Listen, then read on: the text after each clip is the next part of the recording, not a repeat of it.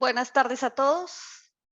Sean bienvenidos a este nuevo ciclo de conversatorios titulado Las Administraciones de Colombia 1819-1909. El tema que nos reúne hoy es los conceptos básicos de la historia política, Estado, Administración, Nación, Legislatura y Magistratura. Nuestro anfitrión, el profesor Armando Martínez, tendrá como comentaristas invitados a Andrés Botero Bernal y a Luis Ervin Prado Arellano. Ellos nos harán la presentación sobre este temario y posteriormente daremos la palabra a los asistentes. Sean todos bienvenidos. Buenas tardes a todos. Hoy comenzamos un nuevo ciclo en este segundo semestre dedicado a algunas administraciones seleccionadas del Poder Ejecutivo. Pero en esta primera sesión vamos a definir algunos de los conceptos que vamos a usar durante el curso del semestre, que son básicamente Estado y Nación. Porque la historia política y la ciencia política se ocupan básicamente del actor principal de la vida política de una sociedad, que es hoy en día el Estado-Nación. Así que en los primeros 30 minutos, antes de darle la paso a mis comentaristas, queridos colegas, Luis Ervin Prado, que nos acompaña hoy desde Buenos Aires, y Andrés Botero, aquí desde la Universidad de Santander en Bucaramanga, vamos a comenzar con el concepto de Estado. Yo creo que la definición insuperable del concepto de Estado fue dada en 1513 por Nicolás Maquiavelo en su obra clásica El Príncipe, con una sola proposición que dice: todos los estados, todos los dominios que han tenido y tienen imperio sobre los hombres han sido y son o repúblicas o principados. El Estado es entonces un poder máximo que se pretende soberano y que ejerce y probablemente ejercerá imperio sobre los hombres, obligándolos a obedecer sus mandatos. En 1513, Nicolás Maquiavelo, en El Príncipe, examinó todas las formas políticas que conocía en Italia, las que admiraba, como al rey Fernando de Aragón, y expresó sus deseos de que Italia contara con un Estado soberano, poderoso, sobre todo los príncipes pequeños. Entonces el Estado no es una cosa, el Estado es el poder soberano máximo que impera y obliga a todos los hombres a obedecer. Si ese es el Estado, podemos decir que en el territorio en el cual hoy habitamos, el Estado existe desde 1550.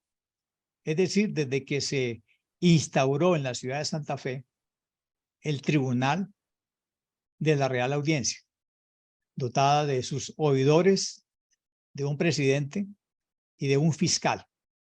El bachiller Menero lo dijo claramente en 1550. A partir de ahora, todas las antiguas gobernaciones que habían creado las huestes de conquista, que son la de Santa Marta, Cartagena, Nuevo Reino de Granada, San Juan y Popayán, todos esos gobernadores que tuvieron gobernación por una capitulación firmada con el rey, a partir de este momento, todos obedecen a el poder estatal de la Real Audiencia, que se convierte en el gobierno superior de aquí en adelante y va a hacer juicios de residencia a todos los que ejercen alguna función pública.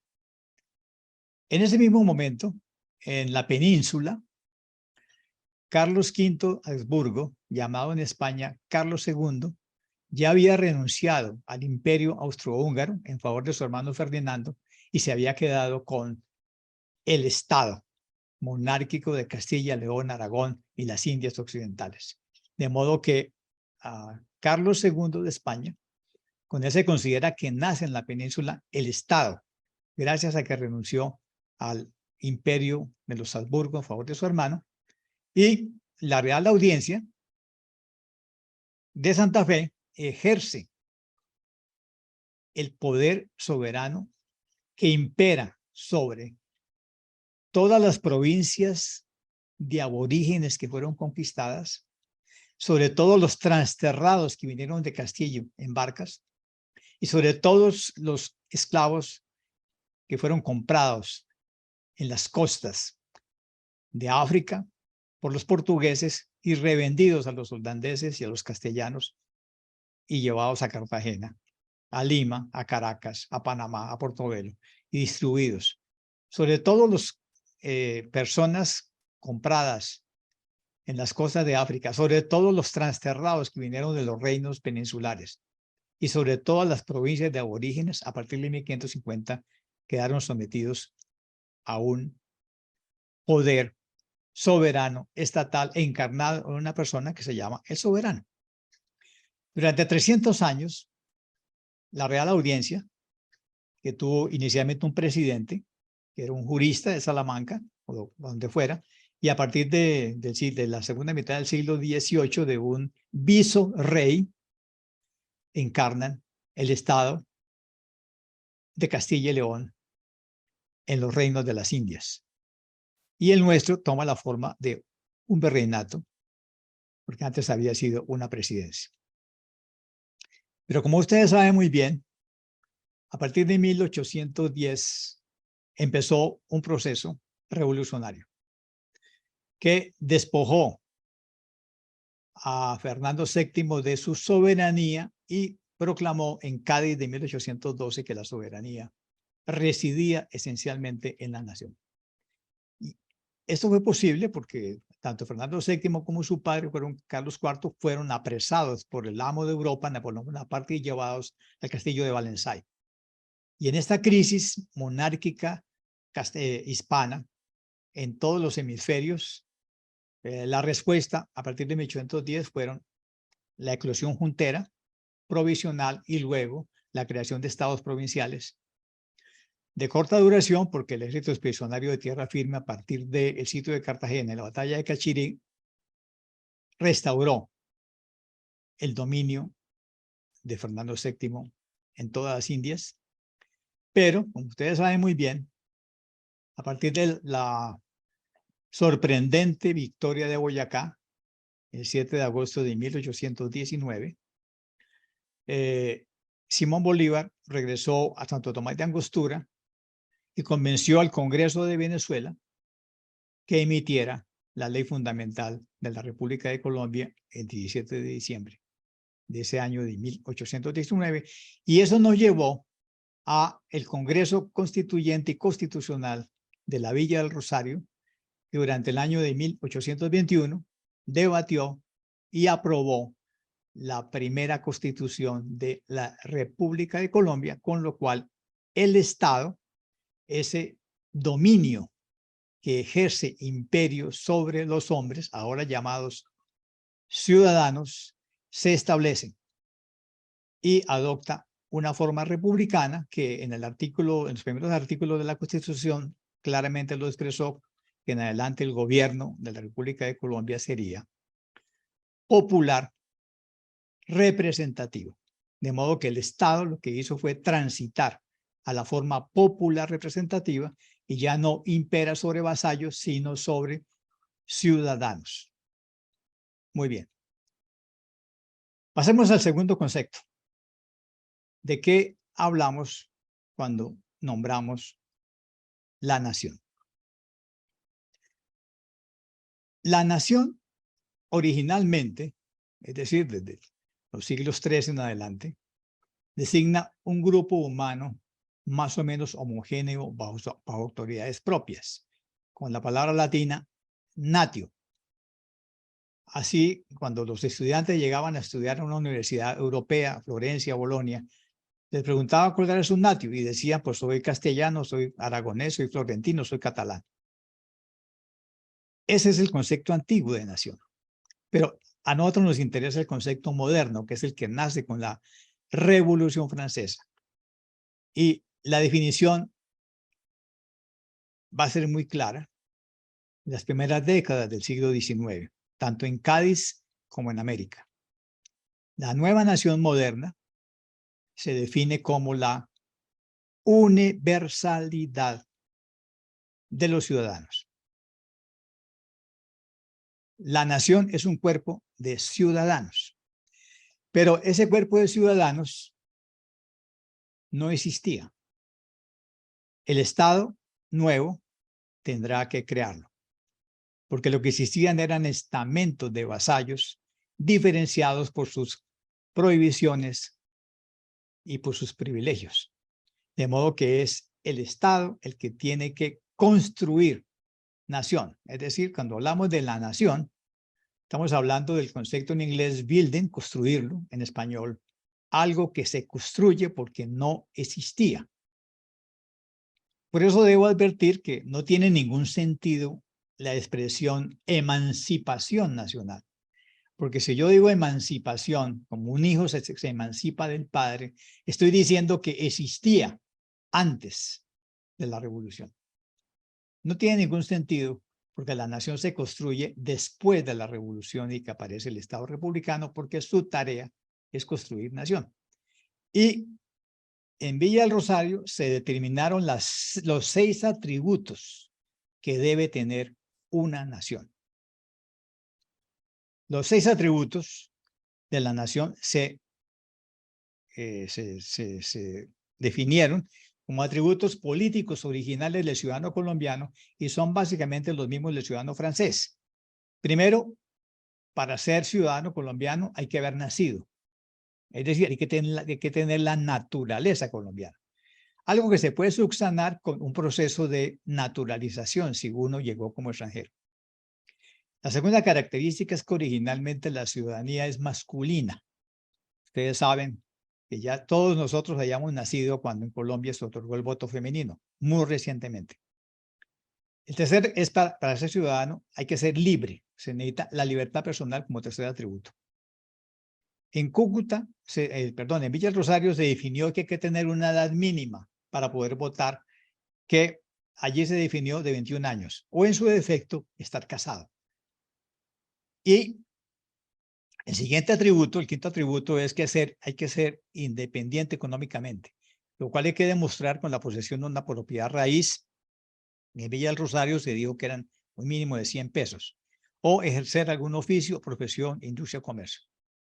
Y el último requisito es que para ser ciudadano, es decir, para ser un elector ilustrado, hay que saber leer y escribir. Pero como en ese momento el 99.9% de la gente no lo sabía hacer, se dio plazo hasta 1840 para cumplir el requisito.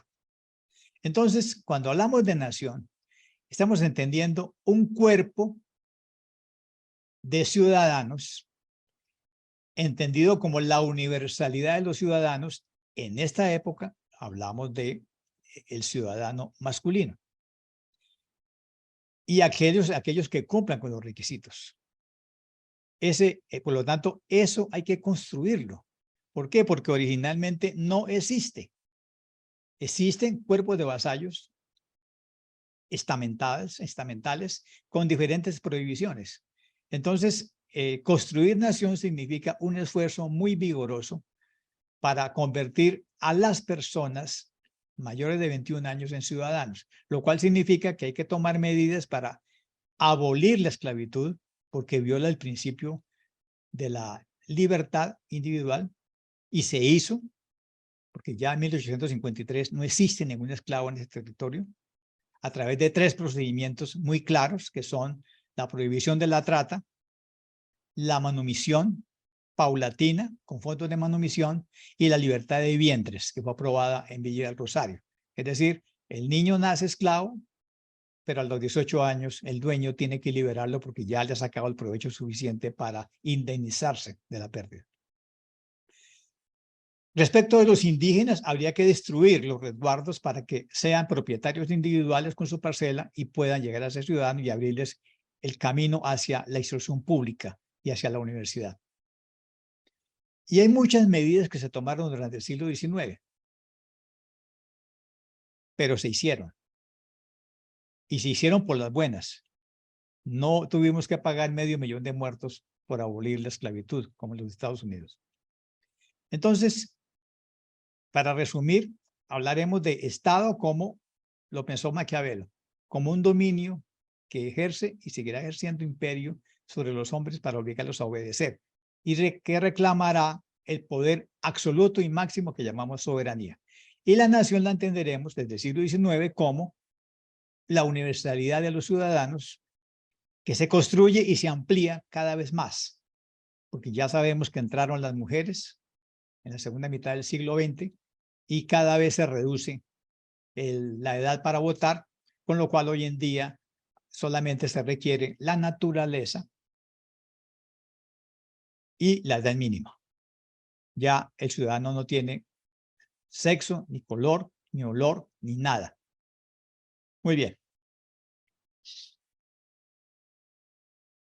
En Villa del Rosario se decidió que la República tendría un gobierno soberano, perdón, un Estado soberano, pero de acuerdo a las lecciones de la Revolución Francesa, el poder soberano sería dividido en 3 poderes funcionales distintos: el poder ejecutivo, el poder legislativo y el poder judicial. Esto se adoptó en Villa del Rosario y se mantiene hasta el día de hoy. Esto no ha cambiado nunca. Los 3 poderes básicos que dividen la función soberana del Estado. En Colombia, el jefe de Estado es el titular del Poder Ejecutivo, por una convención constitucional. Pero en el siglo XIX, los tres poderes adoptaron 3 nombres básicos. El Poder Ejecutivo se llamó la administración del Poder Ejecutivo. De modo que al presidente se le llamó siempre el jefe de la administración. Por eso nosotros este semestre hablaremos de la administración Santander, la administración Márquez, la administración Herrán, la administración Mosquera, la administración Parra, y hoy en día estamos en la administración Petro, es decir, el administrador y jefe del Poder Ejecutivo. En segundo lugar, siguiendo el modelo de los Estados Unidos, que fue adoptado desde muy temprano, es decir, antes de la Villa Rosario, el Poder Legislativo o el Poder Representativo, porque este es un gobierno popular representativo, se dividió en dos cámaras legislativas. Una que se llama el Senado y la otra se llama la Cámara de Representantes. Y esas dos cámaras fueron llamadas con el nombre legislaturas. Por lo tanto, nosotros siempre hablaremos de la legislatura de 1824, la legislatura de 1835, la legislatura de 1843, y hay una lista de legislaturas que arrancaron las constitucionales desde 1823, es la primera legislatura constitucional. Y también tenemos congresos constituyentes, empezando por el de Villa Rosario. Entonces, hablaremos de las legislaturas, la de 1827, por ejemplo. Muy bien. Y el Poder Judicial, que son los jueces de la República que vienen desde la Corte Suprema de Justicia hasta los jueces municipales, se llamó siempre la magistratura. A veces en el lenguaje popular se confunden los términos. Entonces nos dicen, por ejemplo, Petro es el primer magistrado de la República. No, señor. Él no es ningún magistrado. Él es el administrador del Poder Ejecutivo, el jefe de la administración. Los magistrados son los del Poder Judicial. Los administradores son los del Poder Ejecutivo. Y los legisladores son los del Poder Judicial. Así que nosotros trataremos de controlar el lenguaje durante este siglo. Y cuando yo hable de los administradores o el jefe de la administración, estoy hablando del presidente. Y cuando hable de los magistrados, solamente puedo estar hablando del Poder Judicial. Y cuando hablo de las legislaturas, estoy englobando las dos cámaras.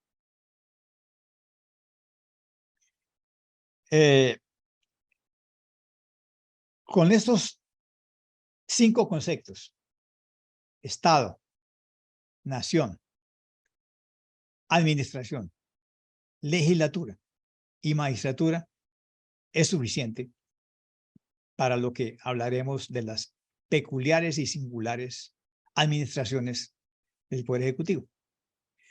Siempre se dijo que la duración del poder de las administraciones tenían que ser de 4 años. Y se ha cumplido al pie de la letra con algunas excepciones. Durante el periodo federal se redujo a 2 años. Y solamente los presidentes Uribe y Santos repitieron inmediatamente administración. Pero ya corregimos ese error para mantener la larga tradición de administraciones de 4 años. Y ojalá no vuelvan a pensar más en alargarlas, porque ya sabemos los problemas que trae eso. Esos son suficientes los conceptos que vamos a usar. Y este semestre solamente vamos a hablar de las administraciones del Poder Ejecutivo, aunque mencionaremos algunas legislaturas, porque el jefe del Poder Ejecutivo, el administrador, siempre está dialogando con las legislaturas porque es quien debe llevar proyectos de ley para resolver los problemas que solamente puede resolver la legislatura, que es el tamaño de la conscripción del ejército, la introducción del cobro de rentas estatales, las autorizaciones para declarar la guerra o la paz. Es decir, claramente las constituciones ejercen eso. Ahora bien, este es un Estado-nación, porque estamos hablando de un Estado que es controlado por el dueño de la soberanía, la nación. Es decir, en la soberanía reside esencialmente por la nación, en la nación, con lo cual la nación es la que acompaña al Estado y el Estado fabrica nación. Entonces, cuando estamos hablando el siglo XIX y XX, estamos hablando de Estado nacional. No estamos hablando del Estado monárquico absoluto, que tuvimos 3 siglos. De ese no hablaremos, pero era un Estado, también un Estado de derecho. Y funcionó con todo el derecho de las leyes de Castilla, de las compilaciones de leyes de Castilla y con todo el cedulario que se dictó para las Indias. Era un Estado de derecho y se hacían las cosas conforme a derecho. Ya sabemos que los publicistas liberales le harán muy mala propaganda a ese Estado de derecho, pero esa es la publicidad política que se necesitaba en el siglo XIX. Con estos 5 conceptos se puede hacer un ciclo de historia política nacional. Hoy lo hemos empezado con la versión del himno nacional que fabricó nuestro coterráneo Gustavo Socana. No es el himno oficial de Colombia, como ustedes saben, pero es el himno, fue una propuesta que obviamente no fue aceptada por el ejército, así que no la repitan, solamente la oiremos nosotros. Y entonces, con eso queda claro los 5 conceptos que nos permiten hablar de historia política del Estado Nacional, que en 1821 se llamó República de Colombia. Solamente los historiadores norteamericanos fabricaron la idea de la Gran Colombia, pero lo tuvieron que inventar para que sus estudiantes norteamericanos no se confundieran con la actual Colombia, que corresponde a la Nueva Granada de 1832. Entonces, para que ellos no se confundieran, inventaron la expresión pedagógica o didáctica Gran Colombia, pero eso jamás se llamó Gran Colombia, se llamó República de Colombia, tal como quedó expresada en la Ley Fundamental de Angostura y en la nueva Ley de Unión de los Pueblos de Colombia de 1821, y como quedó en la primera Constitución, República de Colombia. Así que nunca hablaré ni de Gran Colombia, nunca hablaré de la emancipación nacional, y lo que ocurrió en 1810 fue una auténtica revolución, porque yo entiendo como revolución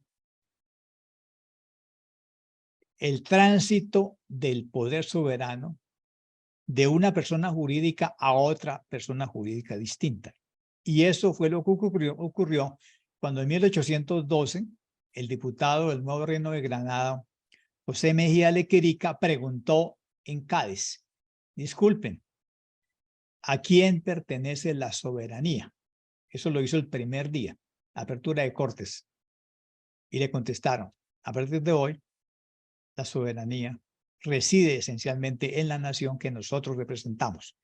Eso es auténticamente una revolución, porque Fernando VII le quitaron el poder soberano y le dijeron: el día que vuelva tendrá que jurar obediencia a la Constitución, que es lo que está haciendo hoy en día los reyes de España, que pertenecen a la misma familia que hace 200 años gobernaba estos reinos, la familia de los Borbones españoles, que probablemente luego España tendrá que obedecer a esa gran princesa que están educando para que reine muy pronto, o quizás de manera más lejana, el reino de España, que aún existe bajo la misma familia que hace 200 años. Esperemos que Leonor, que está yendo muy bien preparada, reine con toda su majestad el reino de España cuando su padre le diga que la reemplace.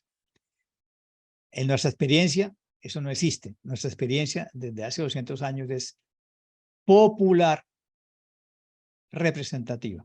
Es decir, somos un régimen republicano de Estado que hemos mantenido todo el tiempo. Y como se ha agotado mis 30 minutos, le pido a mis colegas queridos, Luis Edwin Prado y Andrés Botero, que hagan los comentarios a estos 5 conceptos que presento para empezar nuestra historia de las administraciones seleccionadas del Poder Ejecutivo de la República de Colombia y de los nombres que tuvo posteriormente, que fueron Estado de la Nueva Granada, República de la Nueva Granada, Estados Unidos de Colombia, y luego regresamos desde el 86 a la República de Colombia. Señores, tienen la palabra en el orden que quieran. Bueno, si quieren empiezo yo con un tema más epistemológico. Yo soy historiador de Derecho,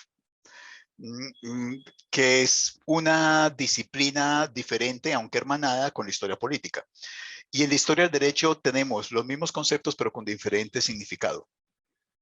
Ahora, esto no significa que estemos equivocados, es que cada disciplina construye sus propios conceptos, pero por ejemplo en la historia del derecho hay un consenso generalizado de que el Estado nació en el siglo XIX. Y que porque el Estado, porque se produjo un cambio en lo jurídico, y específicamente en el derecho público, fue en el siglo XIX, como colorario de la Revolución Francesa y con el surgimiento de los sistemas codificatorios, de la centralización del poder, de las normas generales, impersonales y abstractas. Se creó una nueva estructura política en el siglo XIX muy diferente a la del siglo XVIII. Entonces, nosotros en Historia del Derecho, para diferenciar la estructura jurídico-política del XIX, que repito, es muy diferente a la del XVIII, preferimos hablar de que el Estado nació en el XIX y lo que había antes del XIX, nosotros lo llamaríamos antiguo régimen o simplemente pues como sistema político del antiguo régimen o principado, bueno, según pues ya cada sistema político. Y es que ahora, es que para mí hablar de Estado desde el siglo XVI me parece muy problemático. Primero porque la palabra Estado, lo voy a decir en italiano, la palabra Estado surge como el participio pasado del verbo stare, o sea, en el siglo XVI. Cuando Giovanni Botero, que por demás hace un poco una conferencia me preguntaron que si yo era pariente de Giovanni Botero, pues, para nada. Pero cuando Giovanni Botero utiliza la palabra ragione dello Stato, no está hablando no de lo que nosotros llamaríamos hoy día Estado. Otro ejemplo, cuando en Francia se hablaba de los estados generales, se está refiriendo a la reunión de los tres grandes grupos de poder. Cada uno es un estado. Estaría el estado eclesiástico, el estado noble y el estado de las ciudades independientes o los bourgeois. Entonces, desde esa perspectiva, a mí me llama la atención pues, que si vamos a utilizar la misma palabra desde el siglo XVI, diciendo que ese concepto es continuo hasta la actualidad, entonces ahí me pierdo porque es que en el siglo XIX hay una ruptura muy radical en lo que significa el sistema jurídico político. Repito, por eso es que nosotros en la historia del derecho preferimos decir que el Estado nació en el XIX con su burocracia, con su sistema normativo, con sus constituciones escritas, con la división de poderes, y que antes lo que había era unos sistemas de antiguo régimen de gobernanza, de gobernabilidad propia de antiguo régimen, más cercanos a la monarquía absolutista o ilustrada, por lo menos en el siglo XVIII. Armando propone otro asunto, es como hablar de una continuidad del concepto. Y ahí sí, pues en Historia del Derecho diríamos no, porque eso nos haría perder la diferenciación entre el 18 y 19. Sin embargo, sí es importante dejar en claro que hay continuidades. Y bien lo dejan claro Armando. Hay una continuidad, por ejemplo, en el periodo virreinal con el periodo republicano. Otra cosa es que por eficacia simbólica, los nuevos gobernantes tuvieron que hablar de rupturas totales. Pero en la práctica esas rupturas no se dieron. Y es más, los propios gobernantes republicanos sabían que no podían producir esas rupturas radicales, pero había que decirlo. Es que los políticos a veces tienen que decir una cosa, pero sus prácticas políticas son otras. Y eso es lo que yo rescato mucho de lo que nos está proponiendo Armando para reflexionar. Simplemente quería llamar atención en esos aspectos. Muchas gracias, Andrés. Luis Erwin, te oímos desde Buenos Aires, con ese frío que estás aguantando. Bueno, gracias. Bueno, no, yo básicamente, ¿me escuchan bien? Sí. Sí, te oímos. Perfecto. Listo. No, básicamente yo lo que quisiera más o menos acotar son dos elementos. O sea, uno, completamente de acuerdo. Yo creo que lo que ocurrió a partir de 1810, a partir de la vacatio regis que se generó en 1808, en Hispanoamérica en adelante, sin duda alguna fue una revolución. Y es una revolución porque hay un cambio, ni siquiera hay una transición, hay un cambio, o sea, de un modelo, digamos, me atrevo a utilizar una palabra, que tiene una ficcionalidad política, que es la soberanía o la majestad descansa en el rey, y ese poder le viene de Dios, digámoslo así, según pues, claro, ya hay toda una bibliografía que al respecto se ha hecho en los últimos años, donde muestra un poco que ya las ideas del contractualismo y la idea del pactismo, de la soberanía en el siglo XVII, XVIII, estaban en bogas en varios pensadores españoles, en el naturalismo, etcétera, etcétera. Pero lo que yo quiero rescatar, independiente, es que el modelo monárquico compromete una ficción política, ¿sí? Una ficción, y cuando digo ficción política, no digo simplemente que sea algo mentiroso, sino que son ficciones, ¿sí? Que crean las sociedades y que también tienen poder, porque la gente se moviliza por esas ficciones políticas. Y esa ficción política, vuelvo y repito, es la idea de que la soberanía descansa en el rey y que ésta le viene de Dios. A partir de 1810 en adelante emerge otra ficcionalidad política, y aquí creo que está la radicalidad y el proceso revolucionario, y es que se cambia a otra ficción que es la soberanía popular. La idea de que el poder descansa en una cosa que empieza a ser discutida ampliamente, que es el pueblo, ¿sí? ¿Qué es el pueblo? ¿Qué lo constituye? No voy a entrar en esas honduras, pero esa nueva ficcionalidad compromete, obliga, ¿sí? A una serie digamos, de una arquitectura estatal. Una de ellas es la división de poderes, otra es como la soberanía descansa en el pueblo es el que elige a sus gobernantes, a sus representantes, por medio del voto, ¿sí? El voto se convierte en elemento, digámoslo así, de la alternancia del poder. O sea, si uno compara el antiguo régimen, las ficcionalidades políticas que comprometía, y uno compara el nuevo orden político que emerge en el siglo XIX, sin duda alguna, uno lo que se va a encontrar es que la emergencia del nuevo Estado, del Estado republicano, con todas las implicaciones que exigía la soberanía popular, sin duda alguna fue una revolución política, ¿sí? Claro, yo sé que hay toda una historiografía que dice lo contrario, que con la independencia no pasó absolutamente nada, y eso realmente es una visión, a mi modo de ver, supremamente simplista, porque simplemente les pongo un ejemplo. En el antiguo régimen, el acceso a la educación era una cosa de privilegiados. Con el orden republicano, con toda la precariedad que tiene el Estado republicano, una de sus grandes tareas es empezar a promover la educación pública, ¿sí? Con todas las dificultades, ¿sí? Hay normas que no todas quedan en el papel, sino que uno va viendo cómo a lo largo del siglo XIX hay todo un esfuerzo constante por ir construyendo escuelas de primeras letras, y porque yo lo he visto documentalmente, uno va viendo cómo las primeras escuelas están en los principales centros urbanos político-administrativos, pero a medida que van pasando los años y con todas las dificultades fiscales, las guerras civiles, uno va viendo cómo intermitentemente, porque no necesariamente cuando se funda se mantiene a lo largo del tiempo, vuelve y cierra, vuelve y abre, cómo intermitentemente se empieza a ir expandiendo esta idea a lo largo de las diversas parroquias, las más alejadas de los principales centros políticos, hasta que finalmente se crea, sí, ya toda, digamos, una infraestructura a finales del siglo XIX y XX, pero es gracias, digamos, a una experiencia que se va dando a lo largo del siglo XIX. O sea, la idea de acceder a la educación, ¿sí?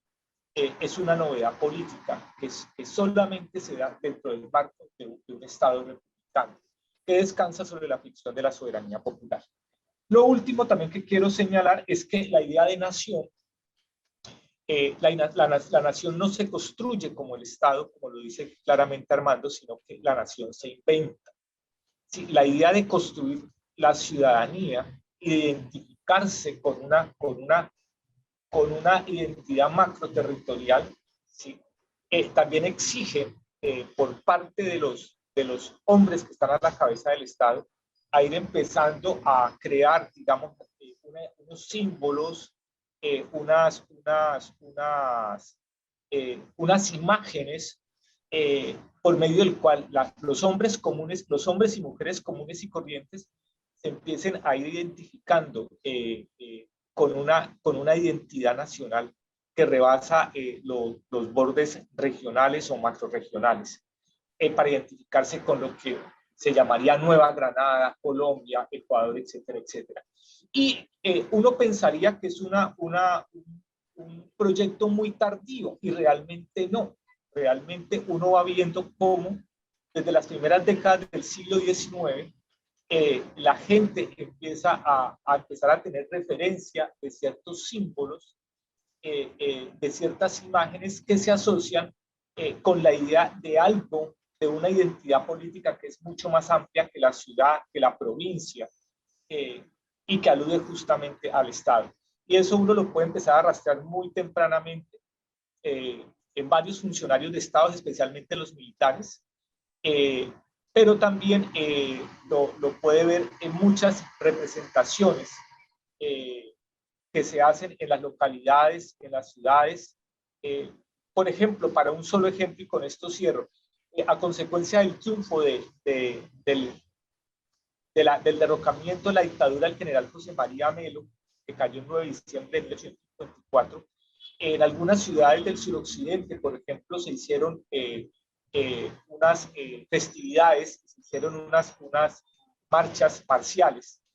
Y en una de ellas, en el desfile comprometió carrozas, donde cada niña que iba en la carroza representaba una de las 30 y pico de provincias que en ese momento existían en la Nueva Granada. O sea, ese desfile, de alguna manera, estaba representando a la nación justamente con las provincias constitutivas. O sea, Pamplona, Vélez, Pamplona, Vélez, está Neiva, Bogotá, Zipaquirá, Buenaventura, Cauca, Chocó, etcétera, etcétera. Eso, allí hay, por ejemplo, una pedagogía de la nación. Era básicamente lo que quería señalar. Muchas gracias. Muchas gracias, Luis Erwin y Andrés. Solamente quiero agregar algo. En 1840, un paisano nuestro, Florentino González, natural de Cincelada, publicó en 2 tomos el primer libro de ciencia administrativa para el Poder Ejecutivo, que se llama Elementos de Ciencia Administrativa por Florentino González, ciudadano de la Nueva Granada. Comprende el bosquejo de un sistema de administración pública para un Estado republicano. O sea, tan temprano como 1840 ya tenemos 2 mamotretos de cómo se maneja la administración del Poder Ejecutivo para un Estado republicano, de mano de ese gran jurista que fue Nazario Florentino González. Y me parece, la segunda cosa que quiero comentar es que me parece muy interesante la diferencia de perspectiva entre la ciencia política, como nos ha explicado Andrés, y la historia política. Para los historiadores políticos, la continuidad entre el Estado español de los Borbones, porque ustedes saben, la administración del Estado borbónico se afrancesa en el siglo XVIII, desde que llega Felipe V de Anjou, y ese Estado borbónico del siglo XVIII, en todos los dominios americanos, que difiere del Estado de los Austrias, que estaba basado en el arreglo polisinodal. Este Estado centralizado de los Borbones se parece demasiado a la República de Colombia. De hecho, la República de Colombia adoptó el régimen de las intendencias y dijo, como no tenemos ni código penal, ni código civil, ni código militar, ni nada de nada, entonces sigamos funcionando con las leyes de Castilla. Esas leyes de Castilla son exactamente la legislación de un Estado de Derecho que heredó la República de Colombia hasta que fue inventando su propia legislación. Para nosotros hay una continuidad dramática entre el virreinato y la República de Colombia, al punto que algunos historiadores han atrevido a decir que Bolívar era un neoborbónico, puesto que gobernaba con las intendencias que de alguna manera rompían el arreglo tripartito, porque el intendente tenía funciones de justicia, algo que era imposible. Muy bien, señores, ha sido extraordinario el diálogo con estos queridos colegas, y ahora le doy la palabra a Alba Cecilia Gómez para que introduzca las preguntas y comentarios de estas 50 personas que nos están acompañando desde todas partes del mundo. Bueno, muchas gracias a nuestro anfitrión y a sus contertulios. A partir de este momento, quienes tengan alguna pregunta o deseen hacer algún aporte sobre el tema que nos reúne, les ruego que levanten la mano y se les dará la palabra. Franz, ¿tienes la palabra? Gracias, Carmen C. Parece que el haber sentado esos 5 pilares en los que se moverá la reflexión sobre los desarrollos administrativos y de Estado del siglo XIX son claves, y qué bueno estas definiciones conceptuales. Y a propósito de definiciones, a partir de esa revolución que canta hoy nuestro apreciado y admirado Armando Martínez de 1810, que la confirma el contertulio que desde Argentina nos acompaña, cuando nos sentimos, y digo nos sentimos, aquí es complicado decir nos porque comienza uno a tomar, ¿quiénes somos nos? Los de aquí, los de allá. Cuando la gente que estaba ocupando el territorio de la Nueva Granada se siente que hay un cambio, ya se engendra una perspectiva de gobierno diferente y comienza 2 líneas que se mantienen durante todo el siglo pasado, el siglo antepasado, que es la forma de división política o político-territorial, el centralismo y el federalismo. Eso sí, siempre buscando el acompañamiento de los 3 grandes poderes. De modo que con esta pequeña introducción, la pregunta es que por favor nos confirmen esa línea de centralismo y federalismo, cómo se va expresando dentro de esa misma estructura estatal que en teoría pues no cambia. Sin embargo, la forma de establecer las líneas de acción son distintas, que más tarde pues se ven influenciadas al final del siglo XIX con una perspectiva de concepción también de organización estatal y social, donde está por medio de influencia pues de lo que podríamos llamar socialismo. A ver, ¿quién se anima? ¿Andrés? La pregunta es, exactamente, ¿es centralismo y federalismo? Sí. Pues es que en la Villa del Rosario de Cúcuta se dio el debate y se acordó por mayoría que el régimen político sería central. Y la República de Colombia era un régimen centralizado desde Bogotá y desde la Secretaría. Bueno, hay algo que hay que advertir, y es que cuando decimos administración del Poder Ejecutivo, siempre tenemos que entender que es colegiada. Es decir, al igual que en España, los Borbones, las secretarías de Estado son los que llevan los asuntos del Estado. En el caso de nuestro, en Villa del Rosario, se adoptaron 5 secretarías de Estado en orden: Relaciones Exteriores, Interior, Hacienda, Guerra y Marina. En España se manejó el Estado de los Borbones con grandes secretarías de Estado. Esa es la herencia, pero es la herencia francesa. Y Villa del Rosario dijo, qué pena, señores, el régimen será centralizado, porque no olviden que estamos en guerra civil.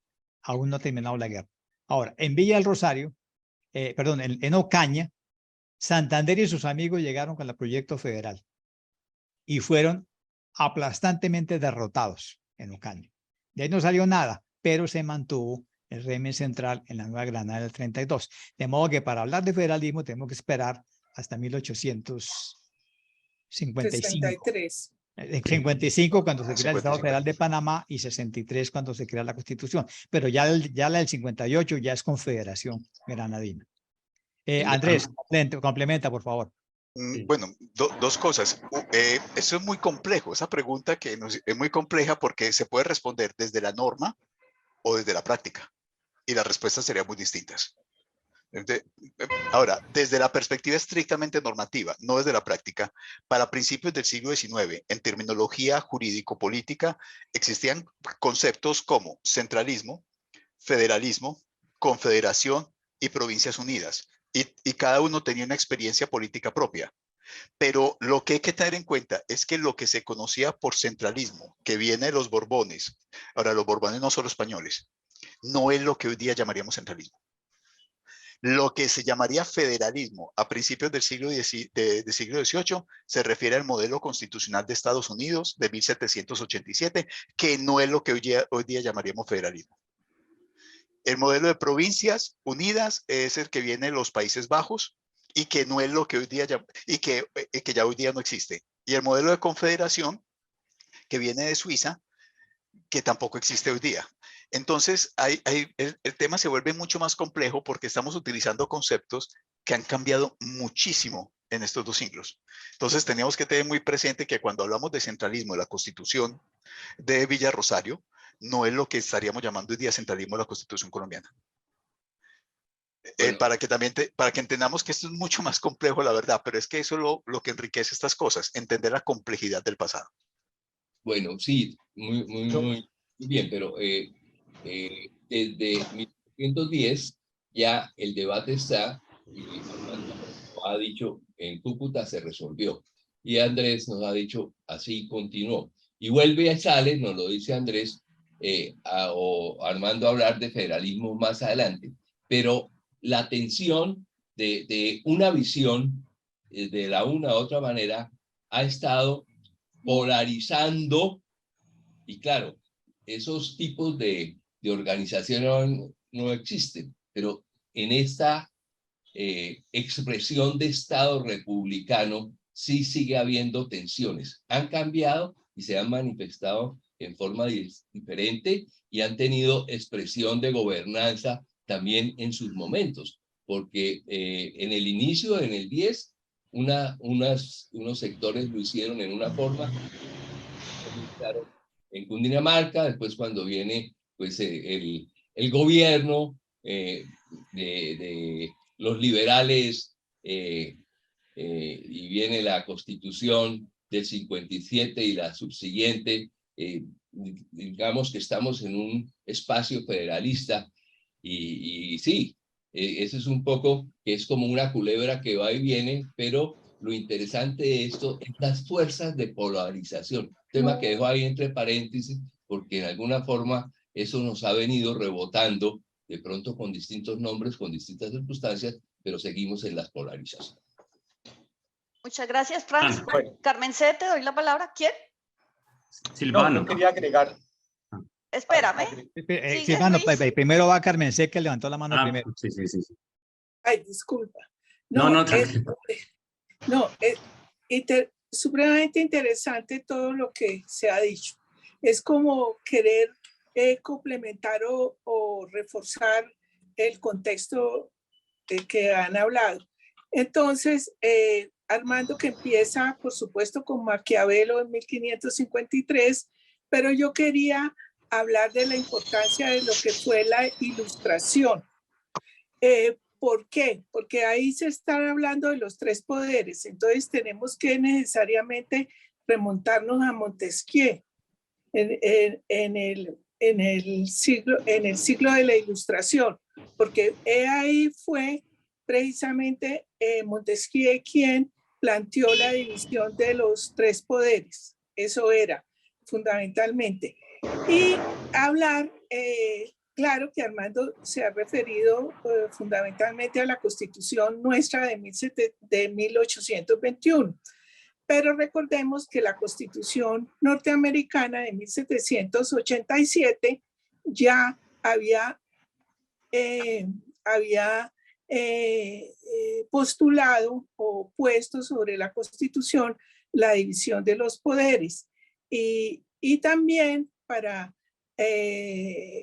hablar del tema, la inquietud de Franz, cómo Estados Unidos se definió como Estado federal y así ha continuado. Y por supuesto, fijémonos que la Constitución de los Estados Unidos 1787 fue anterior a la misma Revolución Francesa. Entonces me parece que es importante que así como Armando se remontó a Maquiavelo, por supuesto también tengamos en cuenta las ideas de la Ilustración, que tumbaron lo que los dos conferencistas, los dos invitados vienen hablando del poder monárquico del siglo XVII, cuando el monarca argumentaba el Estado soy yo. Era pues Muchas fundamentalmente gracias, eso. Carmen C. Silvano, ¿me regalas un momento? Le voy a dar la palabra a nuestro invitado, Luis, y luego la tienes tú.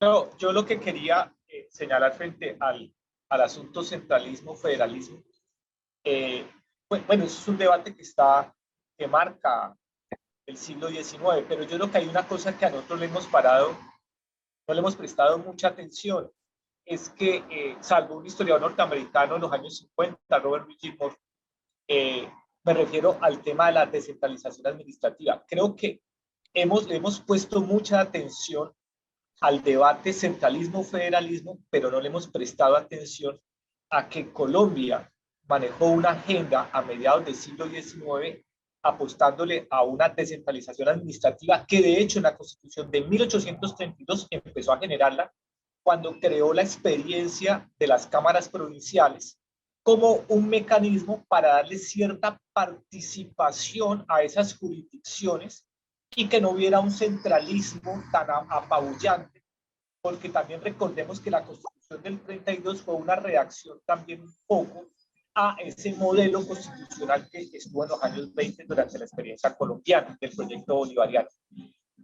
Y la Constitución del 21 de mayo de 1853 realmente es más que ser una constitución de corte federalista o que supuestamente abrió el parteaguas al federalismo, realmente es un debate que se viene dando fuertemente en los años 40 de qué tanta autonomía deben tener las provincias y las municipalidades. Y esa constitución de alguna manera es la que abre ese experimento, que es un experimento muy corto, ¿sí? Porque en algunas partes fue un fracaso. El caso, por ejemplo, de la provincia de Valledupar, o lo que ocurrió entre la provincia de Chiriquí y Veraguas, que terminó en una guerra civil. O sea, eso es un periodo muy ignoto, no lo hemos estudiado muy bien, pero ahí se dio una experiencia, ¿sí? Vuelvo y repito, que también ha estado en el debate, pero no le hemos prestado atención a la descentralización administrativa, que creo que es un debate que hoy sigue vigente actualmente. Era simplemente lo que quería señalar, porque no hemos centrado mucho en federalismo, centralismo, y no le hemos prestado mucha atención que también había un agua subterránea muy fuerte que tenía que ver con el tema de la descentralización administrativa. Muchas gracias. Silvano, ¿tienes la palabra? Gracias, Alba. Un saludo muy especial, Armando, a los invitados, a todos, todas. Mire, hay dos inquietudes que surgen un poco de la relación que hubo entre la postura de Armando, la presentación conceptual e historiográfica que hace Armando frente a la réplica de Andrés. Y es cómo lo concibían ellos. Esa noción de Estado, o sea, los primeros estados, Armando, sobre todo, esas provincias que se proclamaron estados libres. Ahí estamos todavía buscando la Constitución de Pamplona, el Estado Libre de Pamplona, proclamado en 1812. Y como en la práctica, según lo planteaba Andrés, esos gobernadores primeros de esos estados estaban tratando de mostrar el nuevo orden, pero asumiendo la herencia que traían. Por ejemplo, encontramos en los archivos locales las órdenes que daban, incluso asumiendo posturas de patronato regio, estos nuevos gobernadores en 1812.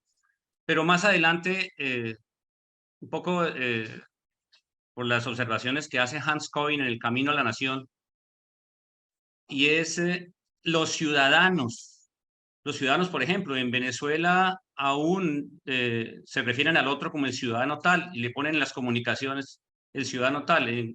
En los documentos de los primeros tiempos de la República lo encontramos también, el ciudadano presidente, el ciudadano tal, pero esa muletilla finalmente la quitaron, pues no se apropió mucho.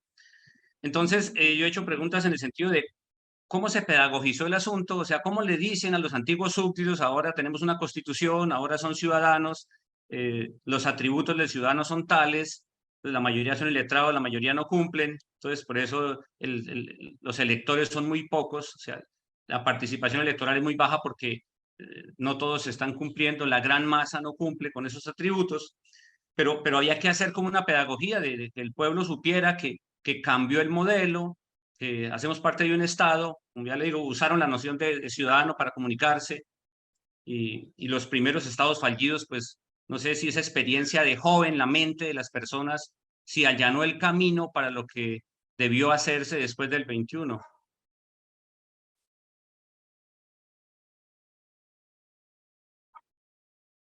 Armando. Pues recuerde, Silvano, que en Villa Rosario se determinó cómo debía ser publicada la Constitución. Y se determinó que había que gastar 2 días. En todas las parroquias de la República de Colombia, en la iglesia parroquial, 1 día se gastó en leer la Constitución a todos los feligreses, desde el púlpito. De modo que todo el mundo quedó enterado desde el púlpito de la lectura de la Constitución. Y en el siguiente día, en la misma iglesia, todos juraron obedecerla. De modo que hubo una pedagogía inmediata. Y la prueba es que en 1822 pasaron varios viajeros ingleses por la provincia del Socorro y Vélez y quedaron impresionados que las mujeres se trataban entre sí con el título de ciudadana. O sea, esto, aquí sí pegó la ciudadanía de inmediato.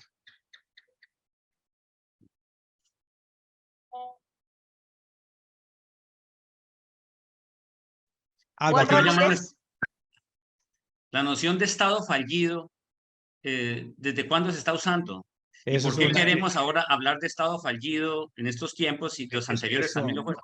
ese concepto de Estado fallido lo acaban de inventar los politólogos. El Estado, al Estado le meten goles, pero nunca pierde los partidos. Es una terminología estadounidense de los años 70, que hoy día incluso está muy revaluada. Claro, es un argumento para poder invadir otros países. Exacto, sí. Y fue incluso por la Fundación Kellogg's. O sea, se recibió dineros estatales por vía de fundaciones progobernistas. Es una historia medio macabra de cómo surgió ese concepto de Estado fallido. También esa idea de Estado fallido es una idea también que está muy presente en los estudios comparativos de ciencia política. Recordemos que siempre hubo como una gran pregunta de por qué hay estados que son exitosos y estados que no progresan económicamente, o sea, por qué hay estados que se industrializan y por qué no. Y desde ahí, desde ese tipo de estudios comparativos, se empezó también justamente a mirar el tema de por qué hay sociedades que son democráticas y otras porque son totalitarias, como el famoso estudio clásico de Barrington Moore Jr. ¿Sí? Pero lo que yo quiero señalar con este asunto es que este tipo de estudios comparativos a nivel político rápidamente lo que planteó fue que había como una especie de modelos de Estado ideales. ¿Sí? O sea, habían como modelos de Estado ideales y los estados, entre más cercanos a ese modelo, eran más exitosos y entre más se alejaran, digamos, eran más fracasados. Hoy sabemos que esa visión teleológica del Estado no aplica y que si realmente empezamos a mirar con un análisis muy crítico qué son estados exitosos, nos vamos a dar cuenta que en ese selecto club no van a llegar más de 20 estados. Y aún así son estados con muchos problemas. Miren el caso de lo que acaba de ocurrir en Francia, que se elige como un modelo de Estado, digámoslo, exitoso, y mire las problemáticas que tiene. Entonces, en los últimos años ha ocurrido ya un viraje justamente a no mirar justamente por ejemplo, el caso de los estados latinoamericanos desde el espejo de Don Próspero, o sea, desde el espejo anglosajón o del espejo francés, sino justamente a mirar cómo se han construido los estados, porque esa idea de estado fallido es una idea que realmente poco contribuye a la investigación y a comprender nuestros propios procesos. Y una cosa, los procesos, el Estado como cualquier proceso social e histórico son contingentes. O sea, esa idea de una teleología de que hay unos pasos obligatorios a seguir, eso es una cosa que ya hoy por hoy está mandado a revaluar. Muchas gracias. Muchas gracias. Voy a darle la palabra a Juan Ramírez, que me le estaba pidiendo, y seguimos con Ernesto y continuamos con Carmen C. Juan. Sí, buenas. Buenas. Profesor Armando, me surge una inquietud. Usted en algún momento decía que nosotros habíamos adoptado el modelo norteamericano. Porque, bueno, en algún momento se hizo como un ensayo, lo mismo que pues durante todo el siglo XIX, con esos proyectos políticos de federalismo y centralismo. ¿Por qué no nos quedamos con el federalismo que en algún momento, y hablando de Santander, pues fue significativo porque fue un desarrollo que le dio al departamento, y cuando se dio la centralidad, pues fue como un retroceso? No sé si esté, pues, si estoy en algo, pues, no concuerda. Me aclarara, por favor. Sí, Juan, lo que pasa es que en la Villa del Rosario los constituyentes tuvieron a la mano todas las cartas constitucionales que ya se habían aprobado en el mundo.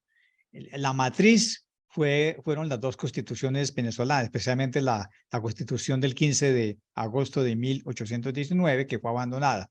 Pero ellos tomaron mucho de la Carta de Cádiz sin decirlo, y de la Constitución de los Estados Unidos lo que básicamente tomaron fue la división del legislativo en dos cámaras llamadas Senado y Cámara. Pero antes de que ellos lo hicieran, ya lo habían hecho los estados provinciales en sus constituciones, y ya lo había hecho Venezuela. Es decir, de los Estados Unidos tomaron dos cosas claves. La primera, la división bicameral del legislativo. Y la segunda, la idea de que toda ley que afecte el bolsillo de los ciudadanos solamente puede originarse en la Cámara de Representantes. Ese es el aporte, digamos, de la Constitución de los Estados Unidos a la Constitución de Villa Rosario. Gracias, profesor. Muchas gracias. Ernesto, ¿tienes la palabra? Levanta el micrófono. Sí, muchas gracias. Buenas tardes. Solamente una pregunta más de ignorante que cualquier cosa. Armando habla de que en el momento de la revolución hubo de cierta manera continuidad en los aspectos administrativos por falta de otros mecanismos o de otras herramientas. ¿Qué pasó en ese momento o en medio de esa continuidad con la documentación, con los archivos? Pues ¿También hubo continuidad, se mantuvieron o se perdió o se truncó la documentación y el archivo con el cambio de reino a república?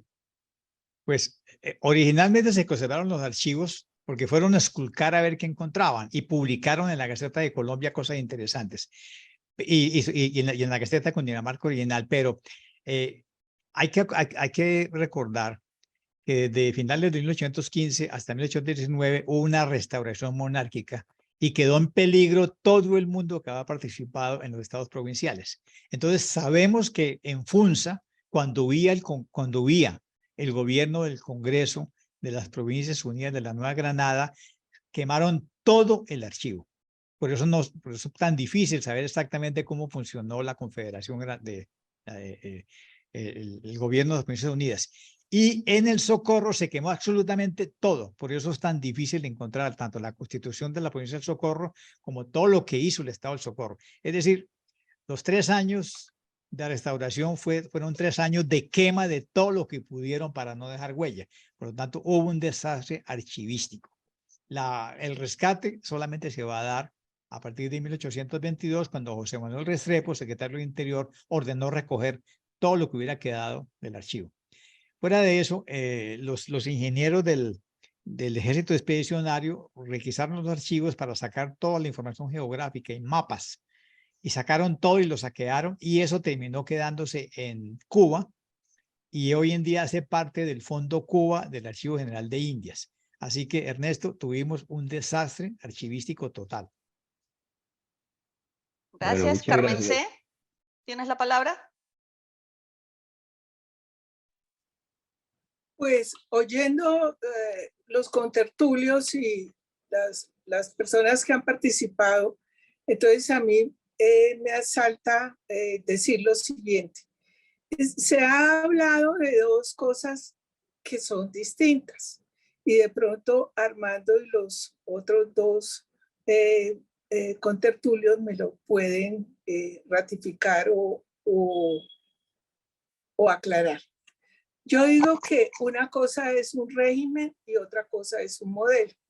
Entonces, estamos diciendo que, digamos que por lo menos en ciencia política conocemos que hay 5 regímenes de Estado. Entonces, el parlamentario, el presidencial, el semipresidencial, el semiparlamentario y el suizo, que es el colegiado.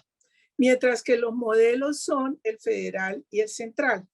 Entonces, lo que pasa es que en Estados Unidos, como régimen presidencial, que es el régimen clásico, digamos, que existe en lo que es la cultura occidental, el régimen presidencial estadounidense, hemos seguido nosotros, los latinoamericanos, como ese modelo, ese régimen presidencial.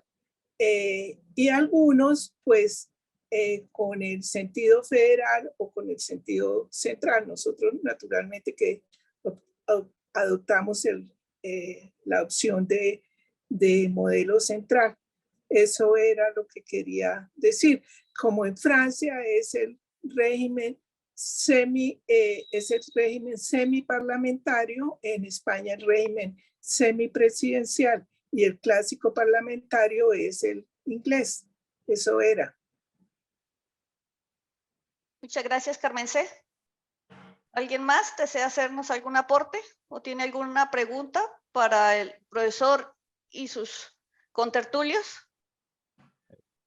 Eduardo Patiño levantó la mano. Eduardo, ¿tienes la palabra?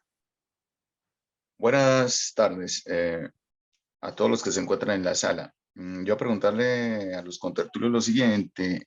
Bueno, ¿qué es lo que pasa con América Latina? Más que todo Hispanoamérica, que es como una constante histórica, donde cuando hay coyunturas políticas, como por ejemplo guerras civiles que se dieron en el siglo XIX, entonces los regímenes victoriosos tendían a sustituir la Constitución, crear constituyentes para crear unas nuevas constituciones.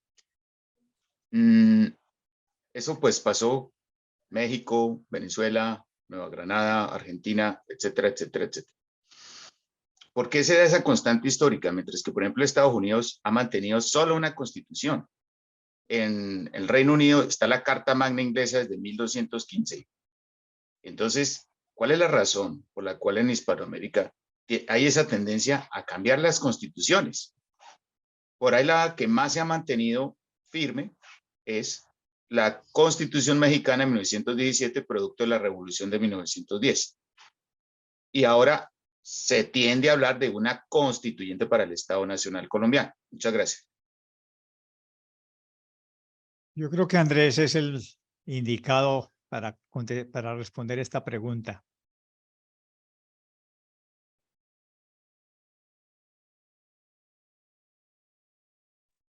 Andrés tiene el Andrés. micrófono apagado. Sí, es una pregunta muy compleja. La Constitución de 1787 es una constitución sui generis porque regula lo estrictamente básico. Y señala que es prácticamente, hay una costumbre política de que lo estrictamente básico, regulado en 1787, no se puede tocar. Se pueden enmendar cosas, se puede quitar lo enmendado, pero lo acordado en 1787 es intocable. Ahora, como es una constitución sobre lo estrictamente básico, no necesita tantas reformas. Pues ni les ha funcionado, la verdad. Pues eso un lado. Otra consideración y esto quien lo ha estudiado muy bien ha sido Mauricio García Villegas, es que los latinoamericanos tenemos una realidad muy diferente y demasiado compleja, y es mucho más fácil tocar la norma que afectar la realidad. Esto se llama eficacia simbólica del derecho. Es mucho más fácil para un gobernante emitir un decreto que cambiar una realidad.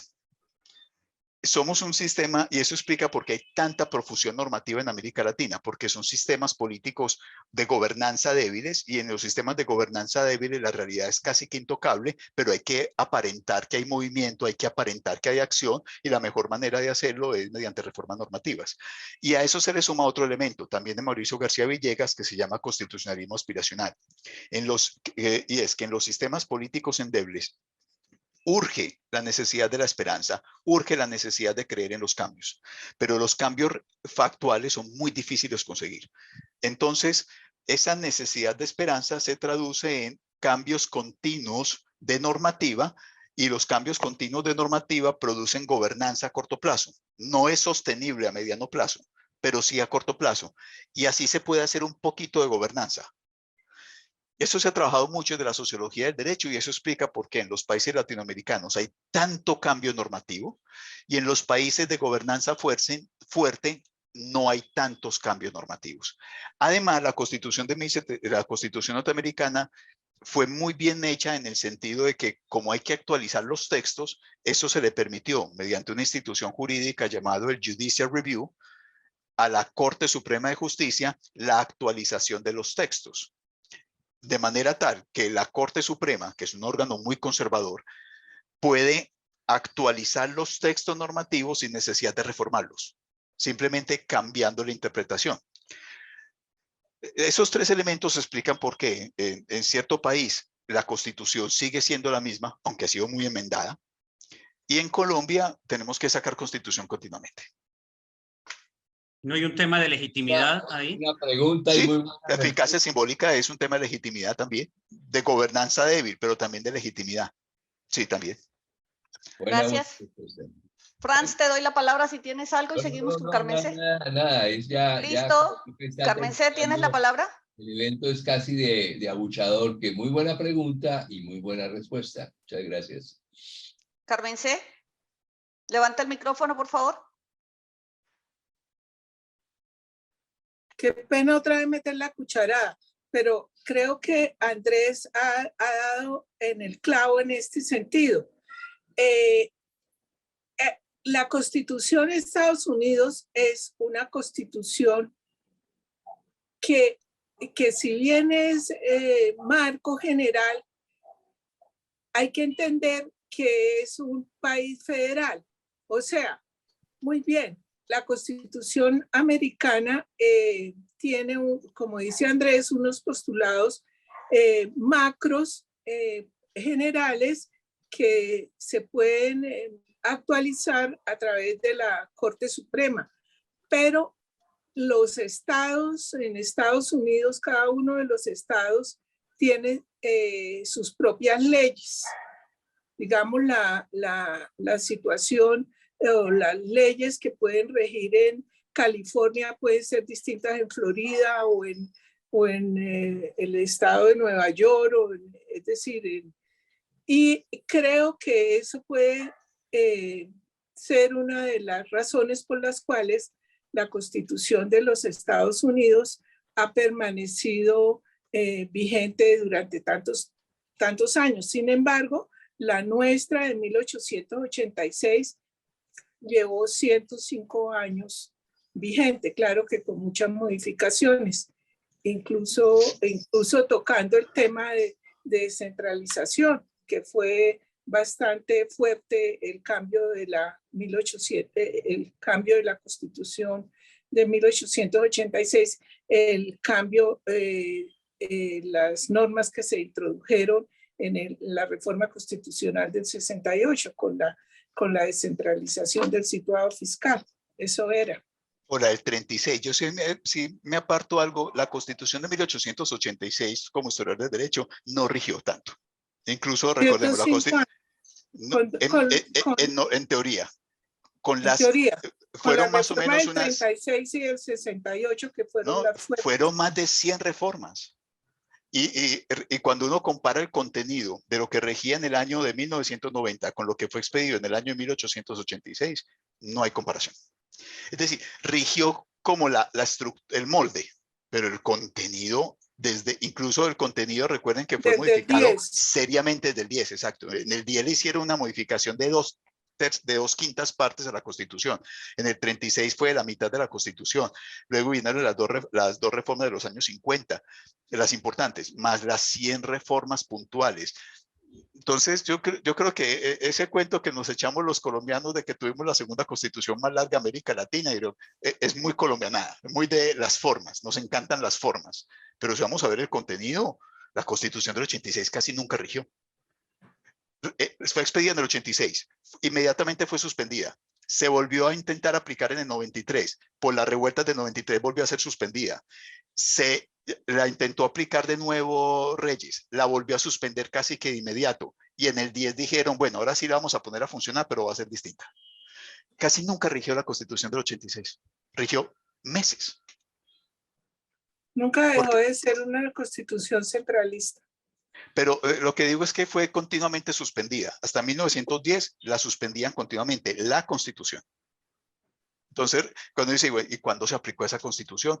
Fue cuestión de meses. Solo fue en 1910 con la Unión Republicana que decidieron volverla eficaz, volviera a activar porque estaba suspendida por Reyes, pero eso sí, con 2/5 partes de la reforma. Entonces ya no era la Constitución del 86. Pues en cuanto a su contenido, formalmente sí. O sea que los jóvenes de la séptima papeleta nos están echando cuentos. Bueno, dependiendo de qué perspectiva queramos verlo, pues ellos obviamente se están enfrentando a un modelo que no estaba funcionando. Había un pacto, Lemaitre de los Andes tiene un libro hermosísimo con los actores de la época. Hubo un pacto institucional por acabar esa constitución, pero no había otra manera, porque recuerden que por la reforma de los años 50 se prohibía la reforma a la constitución, salvo por el Congreso. Y en 1990 el Congreso no podía reunirse. Entonces, quedó un atolladero. Hasta el Congreso quería reformar la Constitución, pero no podían reunirse. El Ejecutivo quería reformar la Constitución, pero lo tenía que hacer por el Congreso, y el Congreso no podía reunirse. La Corte Suprema de Justicia quería reformar la Constitución, pero tenía que hacerlo por el Congreso, y el Congreso no podía reunirse. Lo que acordaron las instancias estatales fue, vamos a inventarnos algo llamado la teoría de los actos de gobierno, que no pueden ser controlados por la Corte Suprema para poder permitir la Constitución del 91. O sea, habría que ver lo que pasó en el contexto del 90, pero eso es más de historia política que de derecho.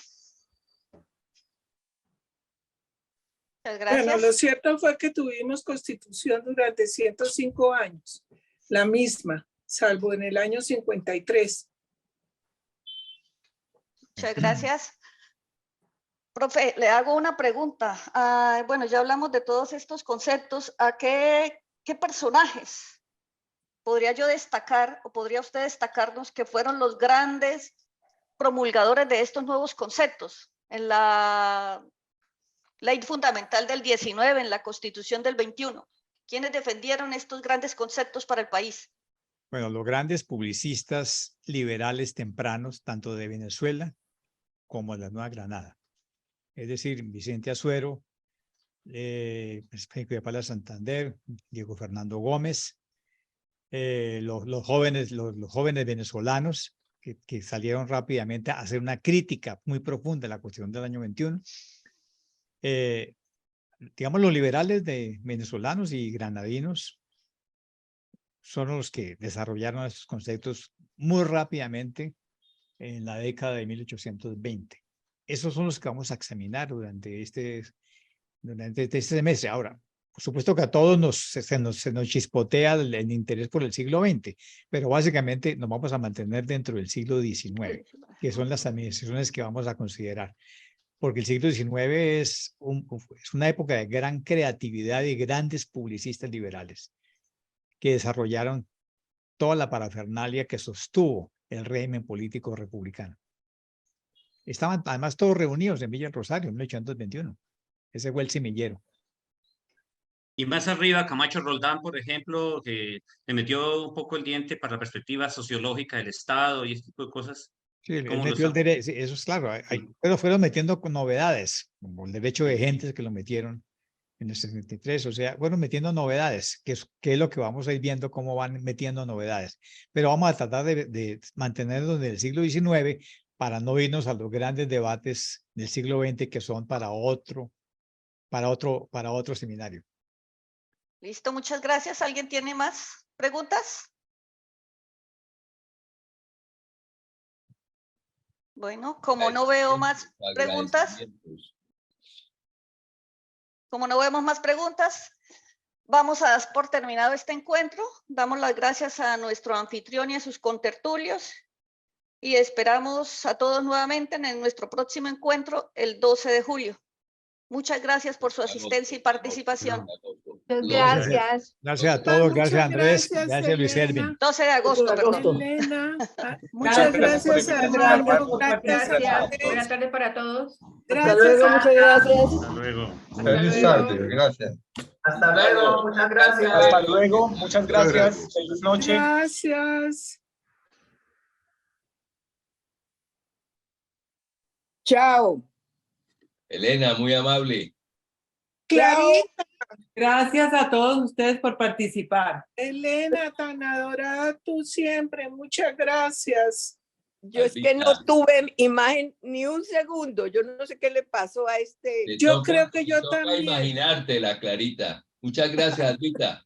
Muy bien. Bueno, pero muy bueno estuvo. Chao, muchas gracias a todos. Qué Sí, rico. pues, muy Gracias, bien. Artita. Felicidades. Rosalbel. Hasta luego.